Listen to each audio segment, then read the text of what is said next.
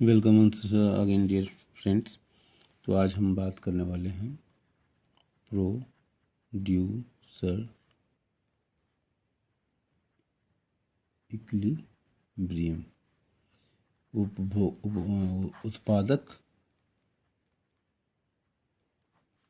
संतुलन। एक उत्पादक जो है कहाँ पर संतुलन में होता है, इससे पहले हम लोग कंज्यूमर इंट्रोडक्शन सबसे पहले पढ़ा था हमने, इंट्रोडक्शन लेसन, जिसमें हमने सेंट्रल प्रॉब्लम्स ऑफ इकोनॉमी की बात की थी। और मार्केट में दो ही लोग होते हैं, एक तो कंज्यूमर उपभोक्ता और दूसरा प्रोड्यूसर उत्पादक। ये दोनों ही मार्केट में होते हैं, कंज्यूमर और प्रोड्यूसर। उपभोक्ता, तो उपभोक्ता का संतुलन हमने देख लिया था, दो अप्रोचेज देखे थे, कार्डिनल अप्रोच और ऑर्डिनल अप्रोच, दो चीज़ें देखा था। फिर वहाँ पर हमने संतुलन देखा था। उत्पादक का संतुलन की अब हम चर्चा करने वाले हैं, प्रोड्यूसर इक्विलिब्रियम की चर्चा करने वाले हैं। और इसी की चर्चा करने के लिए हमने इससे पहले तो प्रोडक्शन फंक्शन पढ़ा, शॉर्ट टर्म वाला, short run production returns to और फैक्टर या लॉ वेरिएबल प्रोडक्शन जिसको कहते हैं वो पढ़ा। इसके बाद हमने कॉस्ट पढ़ा, इसके बाद हमने रिवेन्यू पढ़ा, ठीक है। और रिवेन्यू और कॉस्ट का जो डिफरेंस है वो प्रॉफिट होता है। तो revenue minus cost equal to profit P, ठीक है। और यही एक प्रोड्यूसर का पॉइंट ऑफ व्यू होता है। तो आज हम प्रोड्यूसर के इक्विलिब्रियम के बारे में बात करेंगे। प्रोड्यूसर कहाँ पर वो संतुलन में होता है, तो इसको हम कह सकते हैं कि प्रोड्यूसर जो है एक इकोनॉमिक एजेंट है। क्या है ये? इकोनॉमिक एजेंट है। ध्यान में कुछ टर्मिनोलॉजी को ध्यान रखना पड़ेगा। इकोनॉमिक एजेंट है, ठीक है। और ये जो it uses different factors of production to produce. Factors of production क्या होते हैं? फैक्टर्स ऑफ प्रोडक्शन, ठीक है। हमने 4 फैक्टर्स ऑफ प्रोडक्शन की बात की थी, लैंड, लेबर, कैपिटल और एंटरप्रेन्योरशिप। लैंड, लेबर, कैपिटल और एंटरप्रेन्योर, ठीक है। लैंड, लेबर और कैपिटल, एंटरप्रेन्योर्स, ठीक है। तो इनकी सहायता से वो क्या करता है? प्रोडक्शन करता है। ये प्रोडक्शन करता है। अब सवाल है कि प्रोडक्शन कहाँ तक करे, किस पॉइंट तक करे, ताकि उसको क्या हो? प्रॉफिट हो, क्योंकि उसका यही ऑब्जेक्टिव है। तो हमको उस आउटपुट को भी देखना पड़ेगा, कितना वो सेल कर पाता है, ठीक है, ठीक है, जिससे उसका प्रॉफिट मैक्सिमाइज हो जाए, मैक्सिमम हो जाए। तो हम ये कह सकते हैं कि इस चीज़ को अगर हम देखना चाहें, डिफाइन करना चाहें, तो कह सकते हैं कि producer equilibrium is a combination of price and output which provides the producer with maximum profits and, यहाँ ध्यान देने की बात है, profits tend to decline as more output is produced beyond that point. यहाँ पर थोड़ा सा इसको ध्यान देंगे। Producer equilibrium is a combination of price and output, मतलब प्राइस को भी ध्यान देना है और आउटपुट को भी ध्यान देना है। Which provides the producer with the maximum profit, मतलब उस आउटपुट का प्रोडक्शन, उस आउटपुट को वो सेल करे किस कीमत पर वो आउटपुट सेल करे जिससे कि उसको मैक्सिमम प्रॉफिट हो। And profit tends to decline as more output is produce. अगर उस पॉइंट से ज़्यादा सेल हो, प्रोडक्शन हो, तो क्या हो गया, और decline out more output is produce beyond that point. ठीक है, उस पॉइंट के बाद जो है आउटपुट अगर हम करते हैं, सेल करते हैं, तो उसका प्रॉफिट गिर जाएगा। ये हमारा पॉइंट। ओके, नाउ हमारा जो सिलेबस है वो तो प्रॉफिट जो होता है वो TR माइनस TC होता है। ये हमारे सिलेबस में नहीं है, लेकिन हमारे सिलेबस में MR MC अप्रोच है। हमारे सिलेबस में क्या है, MR MC अप्रोच ही है। लेकिन प्रॉफिट की बात चलिए तो एक बार देख लें बस। अगर TR ज़्यादा है TC से, TR मतलब total revenue, total cost, TR TC से ज़्यादा है, ठीक है, तो ये जो केस होता है सुपर नॉर्मल प्रॉफिट का केस बनता है। ठीक है, जिसको हम एब नॉर्मल प्रॉफिट भी कहते हैं। ठीक है, ये बस इसको रेफरेंस के लिए रख लीजिए आप ध्यान में, लेकिन सिलेबस में नहीं है। दूसरा है हमारा जब TR TC के बराबर होता है, जिसको हम कहते हैं नॉर्मल प्रॉफिट। ओके, इसको हम कहते हैं ब्रेक इवन पॉइंट भी कहते हैं TRTC अप्रोच के अनुसार। ठीक है, तीसरा है हमारा TR TC से कम हो, टोटल रेवेन्यू टोटल कॉस्ट से कम होता है, तो ये सिचुएशन होता है लॉस का होता है, और इसको कहते हैं एब normal losses.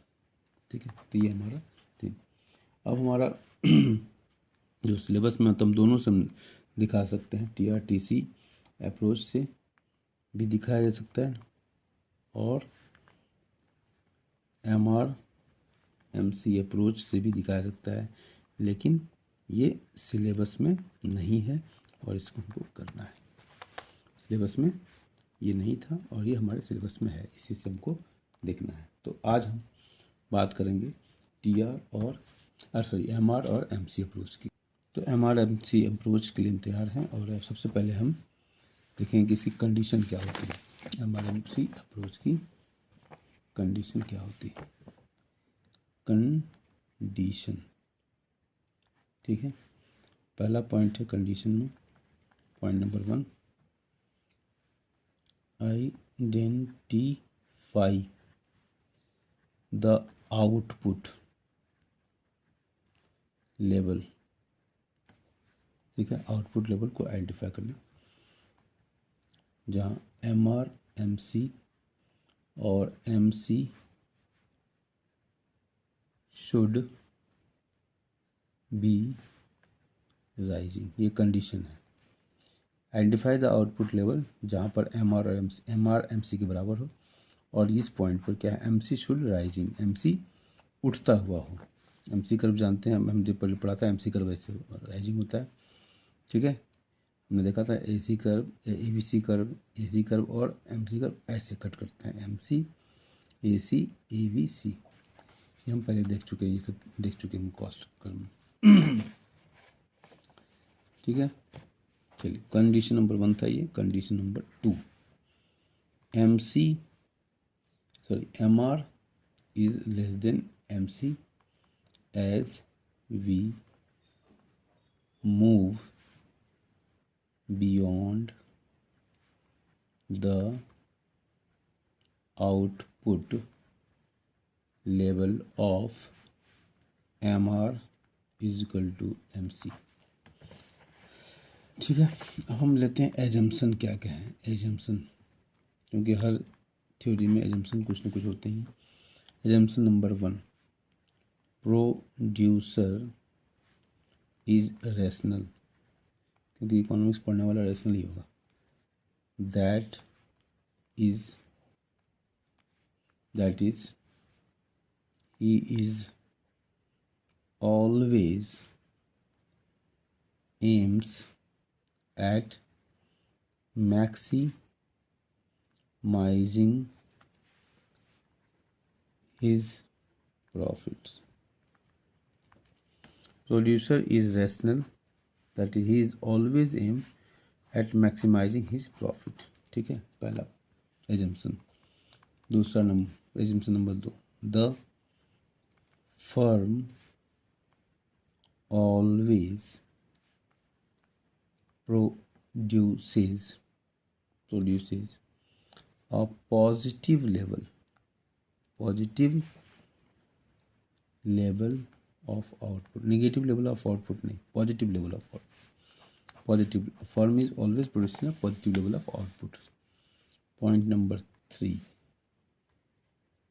the commodity produced by the firm is perfectly divisible. ठीक है, commodity produced by the firm is perfectly divisible. ये हमारा तो MRMC अप्रोच को अगर हम ग्राफ ये टेबल इस मतलब क्या है फ्लो चार्ट में देखें तो 2 केस बनते हैं. व्हेन प्राइस इज फिक्स्ड और दूसरा केस है when price falls as output rises. ठीक है, ये हमारा केस बनता है. तो अब हम देखते हैं पहला केस नंबर 1. ठीक है, तो पहला केस में किस में क्या होगा, इस केस में क्या होगा, MR चूँकि बराबर है, ये हमने देखा था ना, ये वाला case, MR is equal to AR is equal to P and MR AR curve are horizontal line, जैसा कि दिखाया गया है. एक्स एक्सिस के हॉरिजॉन्टल है, देखिए एक्स एक्सिस के हॉरिजॉन्टल है ये कम. अब दूसरा पॉइंट क्या है, MC तो देखा ही आपने, is U shaped curve due to law of variable proportions. ठीक है, तीसरा पॉइंट है फर्स्ट कंडीशन ऑफ इक्विलिब्रियम क्या है, MR is equal to MC. ठीक है, अब इसको देखेंगे कहाँ सेटिस्फाइड होता है इस पॉइंट, ये पॉइंट. ठीक है, इसको हम देख लेते हैं, ऐसे यहाँ पर डायग्राम बना लेते हैं. ये हमारा MR is equal to AR is equal to P का पॉइंट है, ये तीनों बराबर हैं. और इन्होंने क्या जो ये MC कर्व यू शेप्ड होता है, ये MC कर्व है. तो जहाँ पर दो पॉइंट है A और B. ठीक है, अब इसको ध्यान रखिए कि in first condition of equilibrium is MR is equal to MC. तो MR ये क्या है कंडीशन इक्विलिब्रियम में, वहाँ होगा जहाँ पर MR यहाँ है, MC. तो ये कर्व MR की है और MC कट करें तो यहाँ पर 2 जगह कट होता है, A और B पर कट होता है. ठीक है, और तो ये आउटपुट क्या हो जाएगा, Q1 और Q2. ठीक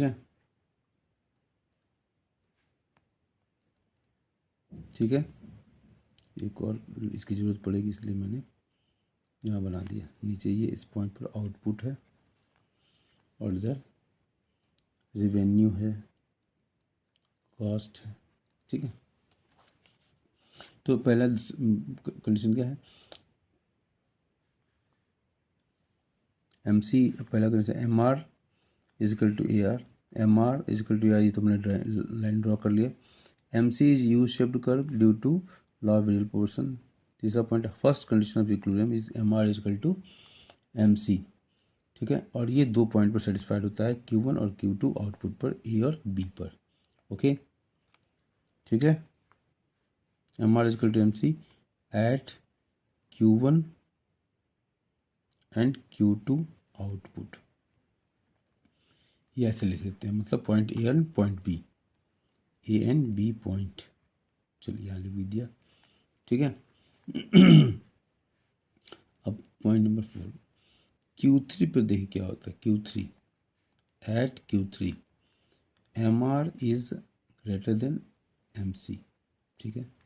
Q3 पॉइंट पर क्या है, MR यहाँ है और MC यहाँ है, ठीक है। MR is greater than MC, ठीक है। ओके, इसका मतलब क्या, it implies that benefit derive from the production of each additional unit of output is more than the additional cost incurred. मतलब अब जैसे ही हमारा आउटपुट बढ़ा, Q1 OQ से OQ3 हुआ, मतलब आउटपुट बढ़ा, तो हमारा MR पर यूनिट जो प्रॉफिट है वो बढ़ गया।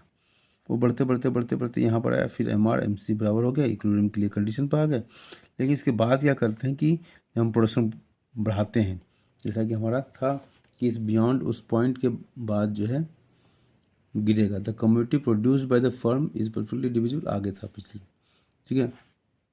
तो यहाँ पर उसके बाद प्रोडक्शन करने पर वो प्रोडक्शन जो है हमारा MC ज़्यादा, कॉस्ट ज़्यादा हो जाता है और रेवेन्यू कम हो जाता है, तो मतलब प्रॉफिट घट जाता है, नहीं होता है, निगेटिव है। तो Q3 पर MR is greater than MC, कि इससे क्या निकल के आता है, ए, इसको ए कर देते हैं नहीं तो कन्फ्यूजन होगा। It implies that benefit from production of each additional unit of output is more than the additional cost incurred, ठीक है। जब MR MC से ज़्यादा है तो क्या हुआ, it implies that benefit from production of each additional unit of output is मोर। तो यहाँ बेनिफिट ज़्यादा है, चूँकि MR ज़्यादा है MC से, तो रेवेन्यू ज़्यादा है कॉस्ट से, इसलिए benefit from production of each additional unit of output is more then additional cost, ठीक है। एडिशनल कॉस्ट मतलब MC से ज़्यादा MR है, इसलिए फेवरेबल कंडीशन है, ठीक है। नेक्स्ट पॉइंट नंबर 5 नीचे, ठीक है। तो इस केस में क्या होगा, प्रोड्यूसर को प्रॉफिट हो रहा है, प्रोड्यूसर इज अर्निंग प्रॉफिट, ठीक है। ये ध्यान रखिएगा, प्रोड्यूसर इज अर्निंग प्रॉफिट, ठीक है। अब जब चूंकि प्रॉफिट है तो वो कंटिन्यू करेगा, कंटिन्यू दिस, ठीक है। ये कंटिन्यू, प्रोड्यूसर क्या करेगा, कंटिन्यू करेगा इसी प्रोसेस को, चूंकि ऑलरेडी वो प्रॉफिट उसको मिल रहा है।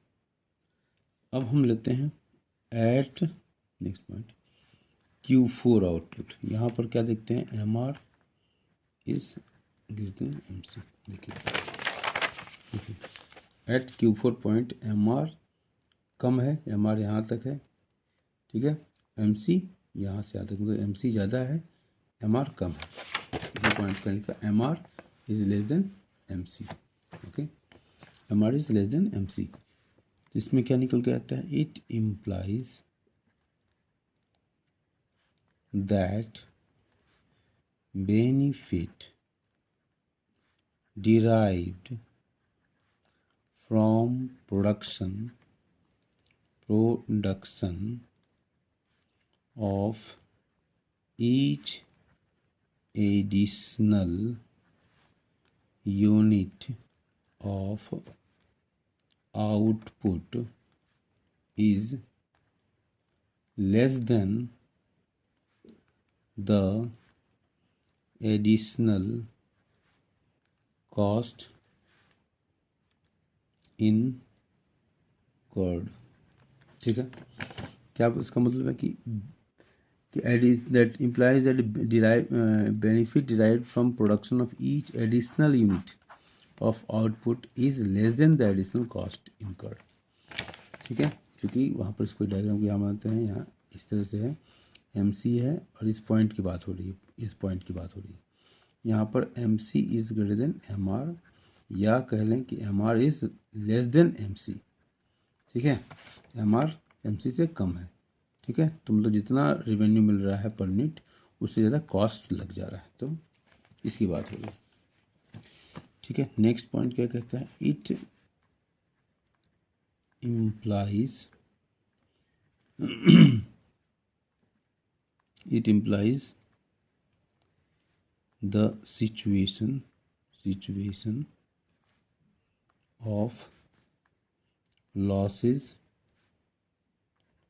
for the producer।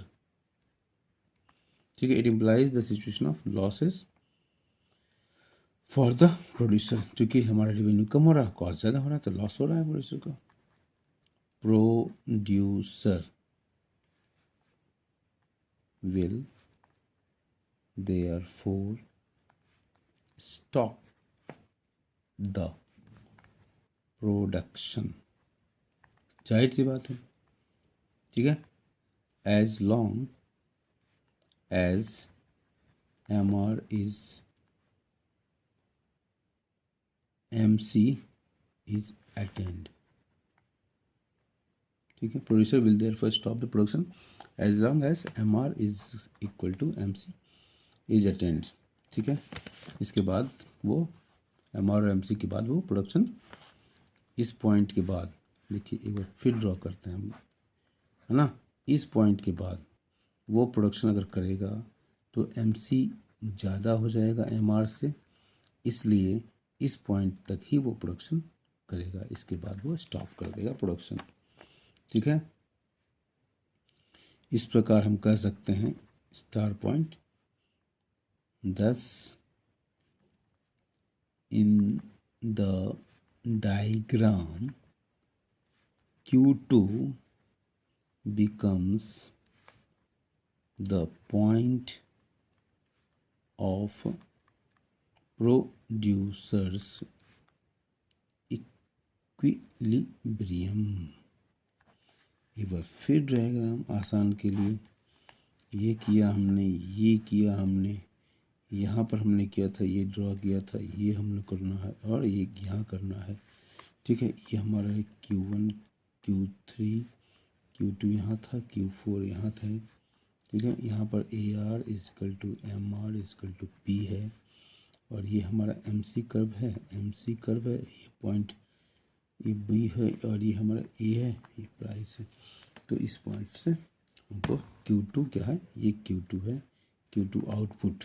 Okay, point B is equilibrium point. अगर इसको हम टेबल से देखें, ठीक है, तो पहले हम क्या करते हैं, टेबल से भी इसको निकाला जा सकता है। ठीक है, तो हमने क्या किया, प्राइस ले लिया, यहाँ पर प्राइस, यहाँ पर हमने आउटपुट ले लिया, आउटपुट यहाँ पर हमने TC लिया, तो TC से भी देखेंगे। ठीक है, अब यहाँ पर हम टेबुलर फॉर्म में निकाल रहे हैं, और यहाँ पर हमारा प्राइस दिया हुआ है, आउटपुट दिया हुआ है, TR TC MR रिलेशनशिप हम बाकी हम निकाल के दिखेंगे। ओके, तो पहले देखिए, अब प्राइस दिया हुआ है, आउटपुट दिया हुआ है, इसलिए हमने TR निकाल लिया, in this one P into Q करके TR आ गया, ये हमारा ये कॉलम निकल गया। TC दिया रहता है, दिया हुआ है।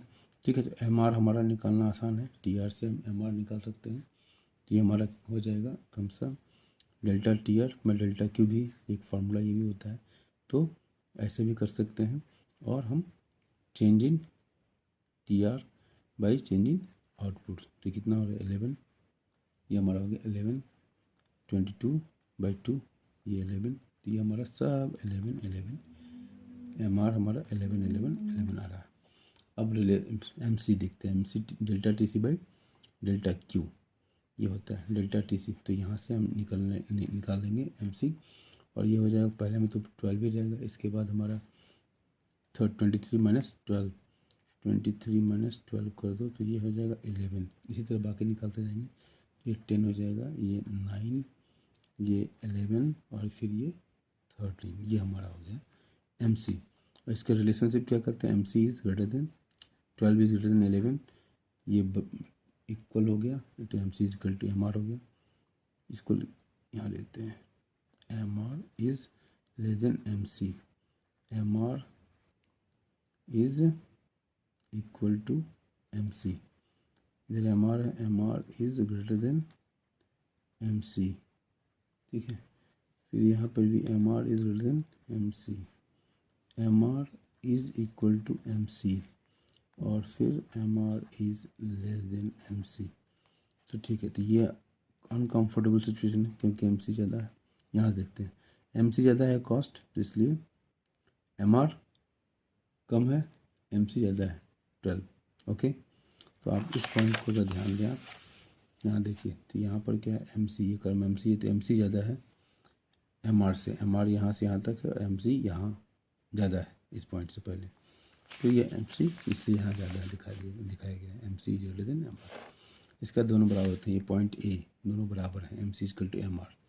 इसके बाद देखिए, इसका प्रोडक्शन बढ़ता है, इधर प्रोडक्शन बढ़ रहा है, तो क्या हो रहा है, MR यहाँ है और MC यहाँ, ये कर्व MC की है और ये कर्व MR की है, तो MR ज़्यादा हो गया, देख लीजिए यहाँ पर MC equal to MR, MC equal to MR है। फिर इसके बाद MC कम है, MR ज़्यादा है, MC इतना ही है और MR यहाँ से यहाँ तक है, तो ये MR ज़्यादा हो गया। देखिए ये MR ज़्यादा है। ओके, इसके बाद यहाँ भी MR ज़्यादा है, लेकिन यहाँ से लेके यहाँ तक MR ज़्यादा रहेगा। ओके, B से पहले, तो थोड़ा सा पहले MR ज़्यादा रहेगा, और जहाँ B पर आते हैं तो फिर एक बार MC और MR बराबर होते हैं, ये पॉइंट। तो दो पॉइंट हमारे लिए ये है, विचार नहीं है, ये और ये, ठीक है। इसके बाद MR फिर कम हो जाता है, MR कम हो जाता है, MC ज़्यादा हो जाता है, MR यहाँ से कम हो जाता है, ठीक है। तो हमारे लिए दो कंडीशन है, MC और MR बराबर होते हैं, MC और MR बराबर होते हैं। लेकिन जहाँ पर प्रोड्यूसर इक्विलिब्रियम होगा वहाँ पर MC और MR बराबर होने के बाद उस पॉइंट के आगे अगर हम प्रोडक्शन करें या सेल कर रहे हैं तो वो क्या होगा, कॉस्ट हमारा ज़्यादा हो जाएगा और रेवेन्यू कम हो जाएगा। That is not desirable for a producer, ठीक है। तो इस तरीके से हम कर सकते हैं कि हमारा जो कौन से लेवल पर output, at output level 5 MC और MR बराबर होते हैं, इसलिए इक्विलिब्रियम का एट आउटपुट लेवल 5, ठीक है, producer is in equilibrium beyond that output he will incur losses, ठीक है। तो इसलिए हमने डायग्राम से देखा और टेबल प्रेजेंटेशन भी देख लिया, तो प्रोड्यूसर इक्विलिब्रियम इस तरह से समाप्त होता है। Thank you.